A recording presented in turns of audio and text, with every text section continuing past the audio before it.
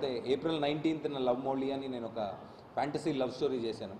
Almost 2021లో start అయ్యి చాలా ఒడిదొడుకుల తర్వాత ఫైనల్గా we're coming on to the screens. మొత్తం సినిమా మేఘాలయలో షూట్ చేసాం. ఒక మంచి పాయింట్ ఇది. అంటే మనుషుల మధ్యలో డిఫరెన్సెస్ ఆర్ గొడవలు ఎప్పుడు వస్తాయంటే, నాకు నచ్చినట్టుగా నువ్వు ఉండట్లేదు, లేదా నా గురించి నువ్వు మారాలి అనుకున్నప్పుడే ఇద్దరు మనుషుల మధ్యలో ఒక ఏ బంధమైనా కొంచెం ప్రాబ్లమ్స్ వస్తాయి. సో ఆ పాయింట్ని పట్టుకొని మా డైరెక్టర్ అవనీంద్ర, ఆయన బేసికల్గా కెమెరామ్యాన్ అండ్ రైటరు. ఆయన ఇంత మునుపు ఆర్ఆర్ఆర్ అండ్ బాహుబలికి కూడా విజేంద్ర ప్రసాద్ గారి టీంలో పనిచేసిన ఆయన రైటర్గా. సో ఫస్ట్ టైం డైరెక్షన్ చేస్తున్నారు. చాలా బ్యూటిఫుల్గా వచ్చింది సినిమా.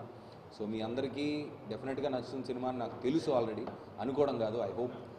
చాలా మంచి పాయింట్ ఇది. సో ట్రూ లవ్ అంటే ప్రేమ అనేది లేదు ప్రపంచంలోని, మనుషులకు దూరంగా బ్రతుకుతున్న వ్యక్తికి, ఒక వయసులో ఉన్న ఒక మనిషికి నిజంగా ప్రేమ దొరికితే ఒక మ్యాజిక్ వల్ల ఏం జరుగుతుంది, అతనికి అర్థమవుతుందా లేదా, అర్థమైతే ఎలా మారతాడు అనే దాని మీద, అనే అంశం మీద తీసిన కథ ఇది.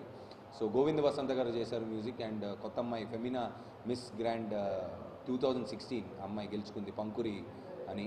సో తనని పెట్టి తీసాము సినిమా. ఒక బ్యూటిఫుల్ లవ్ స్టోరీ, ఒక మ్యూజికల్ లవ్ స్టోరీ. సో డెఫినెట్గా మీ అందరికీ నచ్చుతుందని